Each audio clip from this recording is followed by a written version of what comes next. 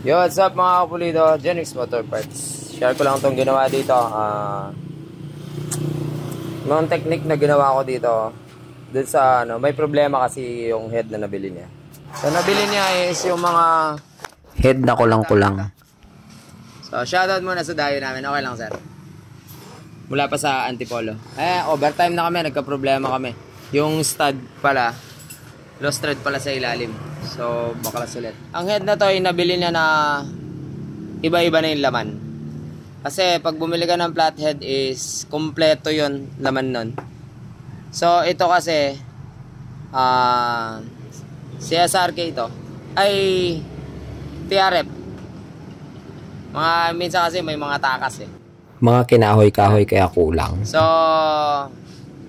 walang valve. Valve lang ang kasama. Valve lang ang nabili kasama na nabili niya.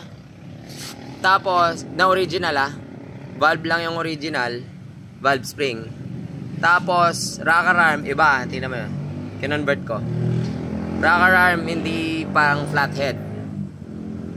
Tapos retainer may kasama siya kaso 4.5 5 mm kasi ang standard na ng flathead na TRF 5mm valves. So retainer tsaka valve lock ang kasama is pang 4.5 sniper, ganun.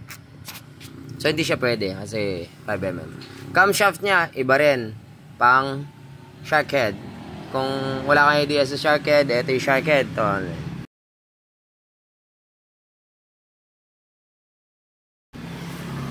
So roller type din siya. So ang naging conversion ko dito, ang pinadala sa akin ni customer, itong head na to, pinadala niya, taga Pampanga. Ito yung rocker arm. Una, chinyat niya ako, tinanong na, Boss J, bakit ganito itong head kong nabili? Bakit ang luwag?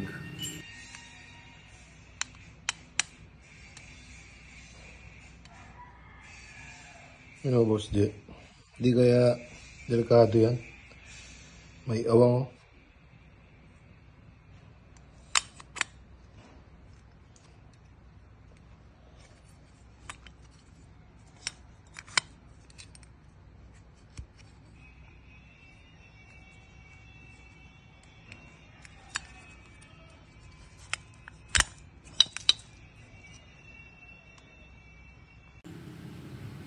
So, i-share ko kung ano yung ginawa kong paraan dito. Paano ko kinonvert itong pang shark head na rocker arm at saka cam dito sa flathead.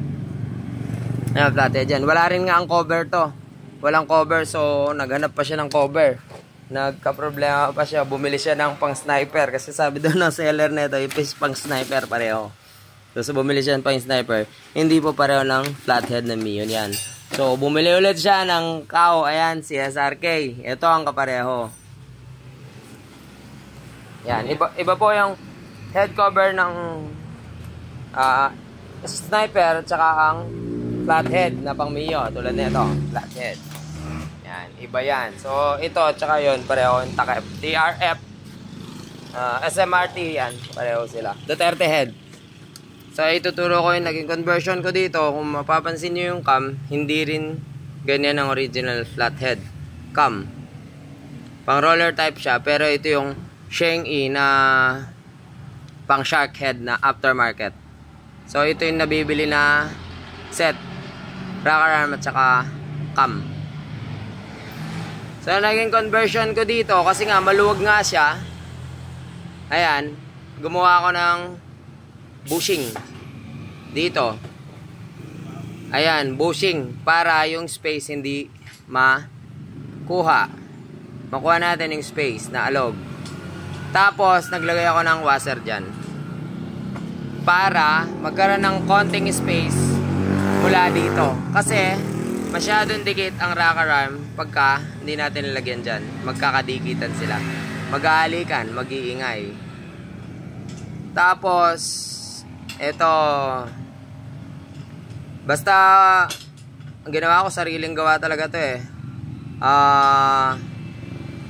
Sinukat ko na lang kung ano magiging space dito pagka nilagyan ko ng washer doon. Tapos syempre kailangan may sentro natin ng valve tappet sa Pero hindi to ganong sentro, kasi mas malapit yung sa shark yung flat malayo.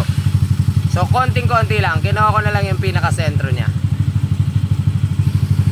Sa exhaust, ganun din, ayan. Bushing dyan na ginawa ko. Ayan. Metal bushing to, ano to, rocker arm. Rocker arm to na inubos ko. Napansin ko napakatagal. So gumawa na lang akong iba. Napakatigas ng rocker arm, yung tinorno ko. Tapos meron din siyang washer doon. Isa pang naging conflict. Pag naglaro siya, tulad nito.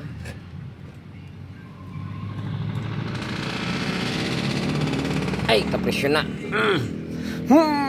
Ay, grabing hirap ikutin. Yeah. Up, umangat. So umangat siya. Ayan, umangat.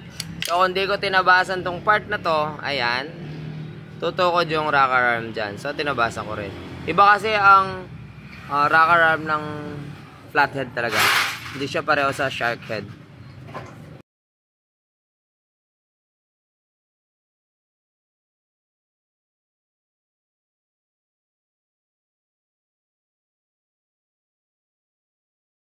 So yung parang Cygnus ang itsura, yung may tatlong butas.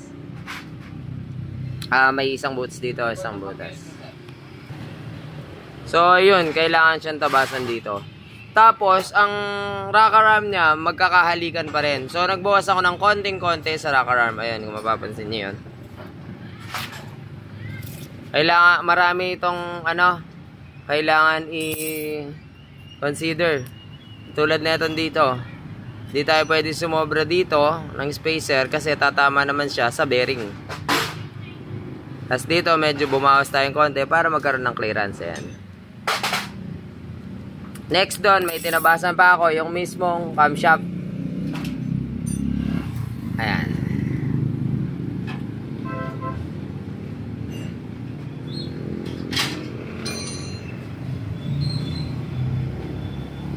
Tinabasan ko yung camshaft na isa. May vlog na ako tungkol sa ganun eh. Kasi tatama yung isang lube dito sa paddle. Ay dito sa humahawak sa roller. Bali tatama siya dito. Yan, tatama siya dito, doon sa likod. Kaya yung mismong cam lube, ayun yung lube, tinabasan ng konti itong side na to. Yan na. Yan ang kama. Tabas konti. Ito yung bearing. Bearing cam loop. So tabas siyang konti dito kasi itong rocker arm na to tatama siya sa likod. Kaya tabas. Next is yung retainer. Ayan yung retainer. Ang ginamit ko dito is pang NMAX. Kasi nga 4.5 na pang sniper ang dinala, hindi naman pwede yun. So pang NMAX to. Baka mamaya makabili kayo ng gantong edge, yung kulang-kulang yung laman. Kasi desperate si sir na magkaroon ng flathead, so pinatulan niya to kahit medyo may sablay. Ewan ko lang magkano niya binili. Ano ba? Yung rocker arm pin. Ang rocker arm pin na nakasama nito is stock.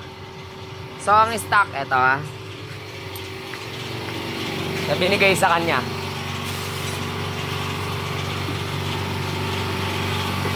Saan na baga? Eto. Sa shark head, okay ito. Pero sa flathead, hindi pwede ito. Kasi bitin. Mahaba ang kailangan. Ayan. Ayan. Bali, pagka pinilit mo to, babaon siya doon. Dito, wala na. Nakalitaw. So, tinry ko rin. So, nakalagay dito ay pang M3. Tapos, yung pang M3, problema kasi doon, wala siyang lagay ng puller. Problema malala yun, mga kapulido. So, ang ginawa ko, pure bakal yun eh. Walang butas sa gitna. Ang ginawa ko, hindi mo naman kayang i-threadan to dahil napakatigas na ito. Napakatigas na ito. Hindi mo kayang i-threadan. Baka bumigay lang yung pan-thread. Sa mga machine siguro na heavy duty, ayan, may thread, oh, yung original. ang ginawa ko, masyado mahaba rin yung M3, pinutulan ko muna, nag-welding ako ng nut, tapos tinorno ko. So, nagkaroon ako ng pang DGs ang ginamit ko, M9, ay M6. So, magiging pinaka-puller niya is M6. Ito kasi M8 eh. So, at least, okay siya, buo siya. Nabuo siya ng safe. So, ayan, pakinggan natin kung may conflict tong ginawa ko, ay malagitik siya. So, oil bypass to. Start muna namin. Tingnan natin kung dudura. Tapos, ilagay ko tong takip niya na hiwalay din. At para mapakinggan natin. So, 225cc to ng Pampanga.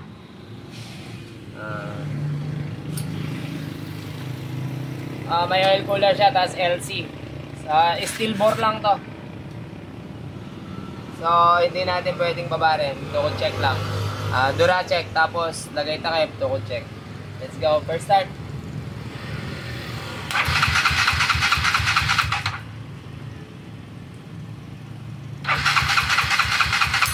Ayaw sumindi.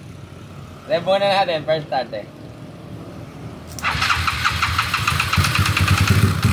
Yun, lakas. Isa pa, padurayin natin maigi.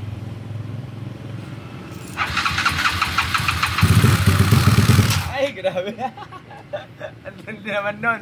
Ang tindi naman nun. Isa rin yata ito, nagmana sa may-ari, malakas. Lumabas. So, takpan ko muna, ilagay ko muna yung CSRK cover. Yan, nailagay na natin. Di pa yata pareho yung kulay. Marunish to eh. Marunish, reddish. Pwede din, ang ganda ng bypass.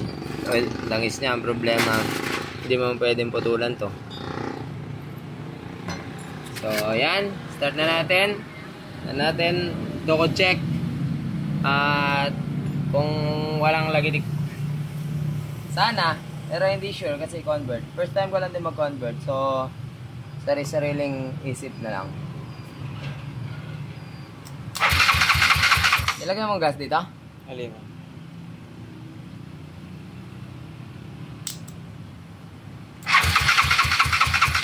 Dahan ng taga-revolusyon.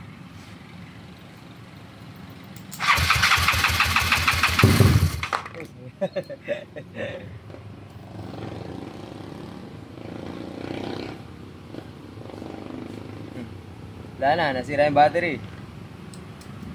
Hey! Rev.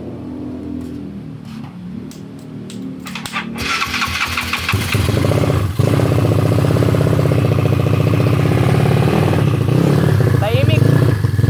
Takpa mo yung butas. Tahimik ng ganun bird ko. So ito pala yung yung pipe na pina-teardrop natin. So pintura na lang kulang.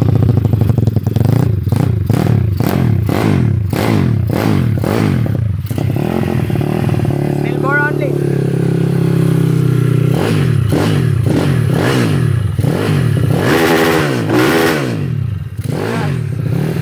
Ayos, so natukod. Hindi pwedeng masyadong babarang kasi steel bore. Tsaka LC. Alright, salamat sa panonood. At pagsabuybay sa Jetrix. Tapos may Norman.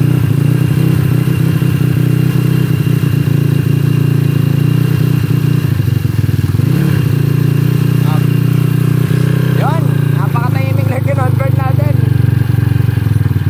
Yun o. Ayos o. Sir, success ang conversion natin. Okay na, hindi siya pwede magano kasi steel bore siya. Index lang, tumutunog. Latong-latong yung ano niya.